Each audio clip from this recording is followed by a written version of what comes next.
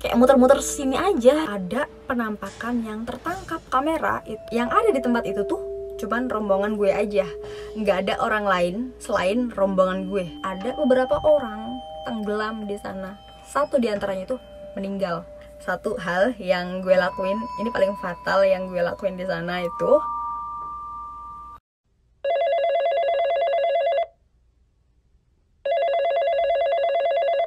halo, dengan Erni di sini. Selamat datang di zona kelam. Halo? Halo?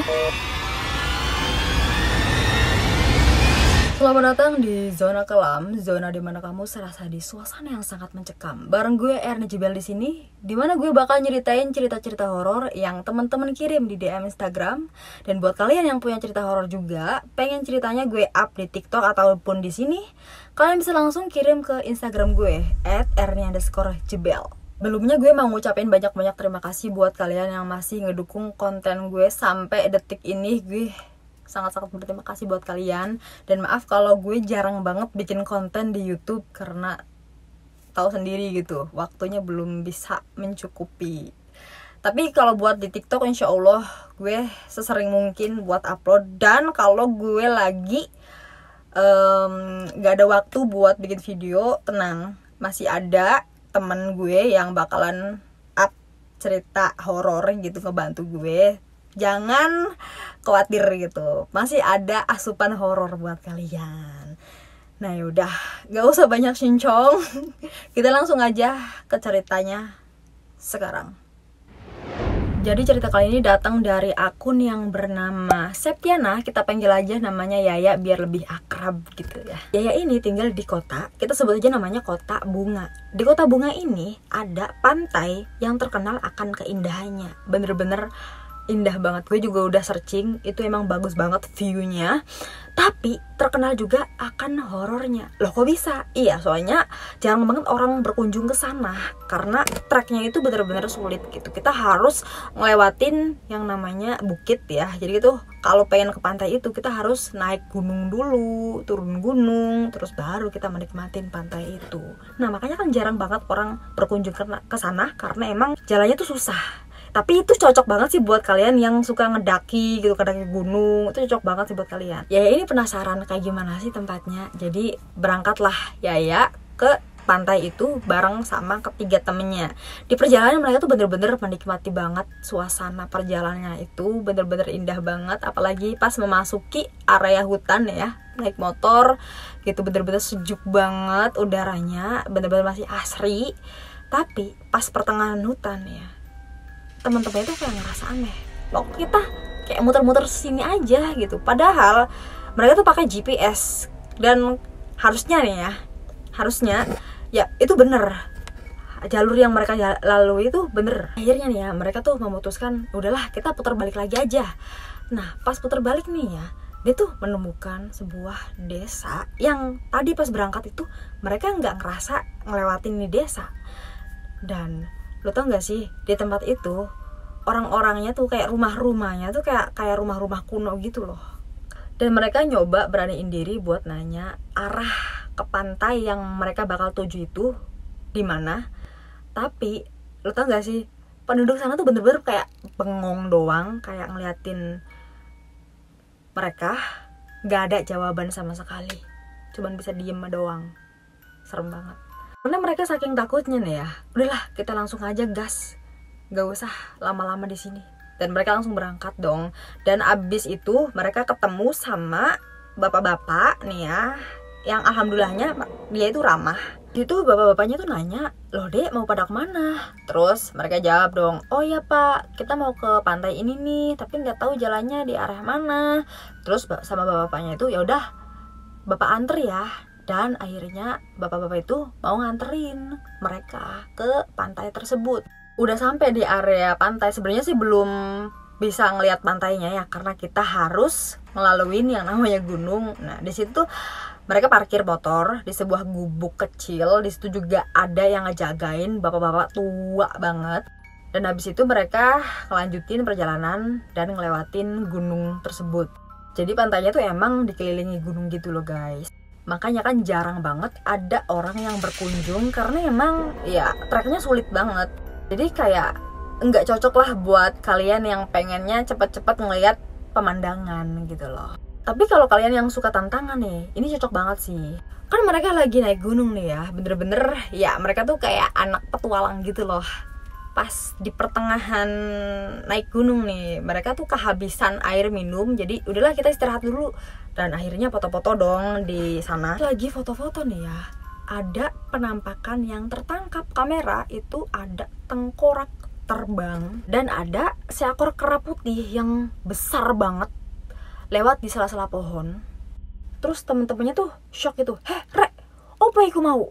Dengan nada yang sangat kaget gitu, yang artinya tadi apaan ya? Sebenarnya mereka tuh kayak aduh agak takut gitu, tapi nggak mungkin dong kalau balik lagi, udah nanggung banget. Terus mereka ngelanjutin perjalanan, akhirnya mereka sampai dong. Rasa lelah terbayar sudah karena emang pemandangannya bener-bener masih asri banget, indah banget karena jarang banget ada yang berkunjung ya. Terus mereka taruh gitu tas-tas mereka di sebuah batu dan mereka ngelihat sekeliling mereka tuh bener-bener nggak ada satupun orang selain mereka. Terus mereka main di sana. Abis main nih ya, karena takut keburu sore nih, kalau telat pasti kemalaman nih ya. Terus mereka buru-buru pulang. Terus mereka mengambil barang-barang mereka dan mereka kaget luar biasa karena emang barang-barang mereka berantakan dan ada satu HP temannya ini hilang, nggak tahu kemana. Itu apa mungkin diambil kera? Itu kan nggak mungkin ya, masa kera mau selfie gitu loh ya. Kalau ada orang kayak nggak mungkin gitu, soalnya di situ emang nggak ada orang satupun selain mereka gitu loh. Tapi ya gue berasumsi sih pasti ada orang yang ngumpet gitu loh ya. Terus akhirnya mereka tetap ngelanjutin buat pulang ya. Dan mereka cari-cari juga tuh di jalan, takutnya emang HP-nya emang jatuh di jalan. Kan mereka ngelewatin gunung lagi tuh ya. Dan sambil nyari-nyari HP juga. Dan lo tau gak sih, ada suara cewek teriak minta tolong. Dan mereka saking takutnya, mereka bener-bener ngelupain tuh HP. Udah langsung kita pulang aja lah, karena emang takut malam juga tuh ya. Dan alhamdulillahnya perjalanan pulang aman-aman aja. Dan akhirnya temennya Yaya ini memutuskan buat ke orang pinter buat nanyain HP-nya dicuri siapa gitu loh ya. Dan lo tau gak sih, orang pinternya itu ngasih kemenyan sama temennya Yaya ini buat dibakar di gunung itu. Terus mereka berangkat lagi pas besokannya ke tempat itu. Dan si temannya ini kan ngebakar menyan di gunung itu sendirian, sedangkan Yaya ini nunggu di parkiran aja katanya. Selama nunggu 1 jam nih ya, kali aja ada sesuatu yang muncul gitu, nggak tahu apa, keajaiban mungkin ya. Tapi yang nggak ada ciri-ciri adanya kemunculan keajaiban itu. Akhirnya temannya Yaya itu mengikhlaskan, ya udahlah ya, gue ikhlasin aja tuh HP hilang. Dan akhirnya mereka memutuskan buat pulang. Dan sesampainya di rumah nih ya, di rumah Yaya, ada pamannya Yaya ini tiba-tiba kayak langsung pasang muka kayak agak marah gitu. Abis dari mana? Nah gitu. Ini nih abis main. Jujur abis dari mana? Nah gitu. Oh, dia langsung cerita dong, Yaya langsung cerita kalau dia habis kesini. Dan kebetulan emang pamannya ini indigo ya, jadi pamannya itu emang udah tahu gitu loh. Kalian tahu nggak sih, kalian itu habis dari mana? Itu tempat angker, yang gitu kan. Katanya nih ya, di gunung itu ada manusia kerdil yang sampai sekarang masih hidup berdampingan sama manusia, tapi hanya orang-orang tertentu aja yang bisa melihat manusia kerdil itu. Dan di situ juga ada desa dan pasar goib, penduduknya sama kayak sebangsa kita, tapi itu nggak bisa terlihat sama kita. Dan sewaktu-waktu katanya makhluk ini cari korban gitu loh. Dan dulu juga pernah katanya ada seorang mahasiswa yang hilang di pantai itu, dan sampai sekarang jasadnya belum diketemukan. Yaya tuh langsung kayak flashback gitu loh. Anjir ya, waktu di gunung kan Yaya ngedengar suara cewek minta tolong. Dan wah, kayaknya sih ini ceweknya. Abis mereka bercerita ke pamannya Yaya ini, akhirnya mereka dibersihkan gitu ya, takutnya masih ada yang nyangkut gitu loh. Udah dibersihkan, dikasih air minum, dan alhamdulillah Yaya ini dan teman-temannya bisa pulang dengan selamat gitu ya. Dan buat kalian juga nih, harus hati-hati juga kalau cari tempat buat main-main, jangan cari tempat yang kayak gitu. Walaupun lu pengen berangkat ke tempat yang seperti itu, sebaiknya kalian harus berangkat ke sana rame-rame gitu. Jangan cuman beberapa orang gitu. Takutnya ada kenapa-napa kan masih banyak teman-teman kalian yang bisa ngebantu kalian gitu loh. Untungnya kan ini Yaya dan teman-temannya pulang dengan selamat. Kita kan nggak tahu, apalagi mereka cewek, cuy. Sumpah sih gue gak habis pikir gitu, cewek-cewek pada berani. Tapi ngomong-ngomong ceritanya Yaya ini, gue inget banget sama pengalaman gue pas waktu SMK. Ini ceritanya persis banget kayak gue. Nah, jadi gue ini pas SMK masuk di organisasi OSIS ya. Di OSIS ini anggotanya itu bener-bener kita serasa temen tongkrongan gitu loh. Jadi nggak cuman di sekolah aja, di luar sekolah kita juga sering banget yang namanya kumpul bareng gitu. Nggak ngebahas tugas sekolah, tapi kita memang bener-bener pure main. Itu kejadiannya itu kalau nggak salah kayak 6-5 tahunan yang lalu. Nah, karena jabatan kita mau habis ya, kita kan mau naik ke kelas 3 dan bener harus fokus ke ujian. Kita tuh kayak ngerencanain sebuah perpisahan yang anti mainstream gitu ya. Jadi kita tuh pengen bikin acara makan-makan tapi di alam terbuka. Terus bingung dah tuh ya, mau tempatnya di mana. Temen gue nyaranin, kayaknya gue ada ide nih, kita ke tempat ini aja. Sebelumnya emang gue pernah kesana lebih dulu gitu sama geng gue, cewek-cewek gitu. Terus juga sama pacar-pacarnya juga. Terus juga termasuk pacar gue juga, mantan gue. Nah, terus tuh pas kedua kalinya nih sama anggota OSIS ini, gue ngerasa ada yang aneh gitu loh ya. Kebetulan ini ya, tempatnya ini air terjun termasuk di kota gue juga, air terjun yang belum banyak orang tahu. Karena emang apa ya, di situ tuh belum ada yang namanya karcis gitu. Parkir aja kayak sembarang tempat gitu loh. Dan trek mau ke air terjun itu emang bener-bener jalan setapak. Gue emang beberapa kali sempat ke air terjun di daerah gue juga yang emang sering banget orang kunjungin. Beberapa kali juga sering ke sana, dan emang apa ya, air terjunnya itu emang bener-bener ya emang buat pariwisata gitu. Jalannya juga udah ada dibangun tangga gitu kan ya. Tapi ini bener-bener kayak lu naik gunung aja, jalan setapak, bener-bener jalan setapak, dan rumputnya tinggi-tinggi.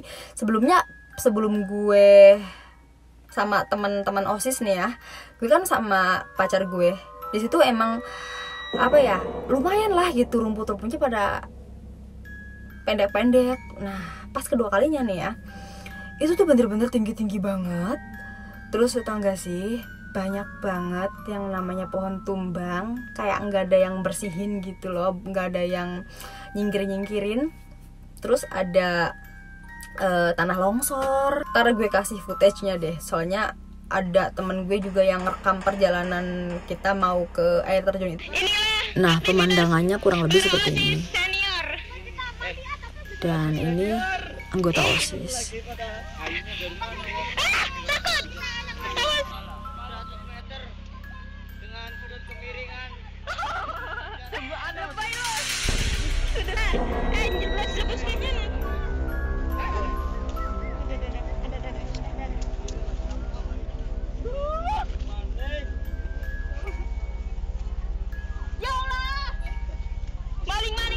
Ini treknya lumayan bahaya banget sih.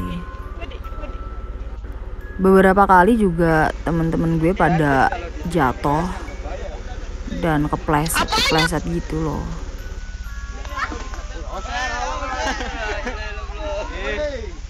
Ini jalannya bener apa enggak sih? Dan kita beberapa kali juga kesasar karena emang jalannya bener-bener ngebingungin.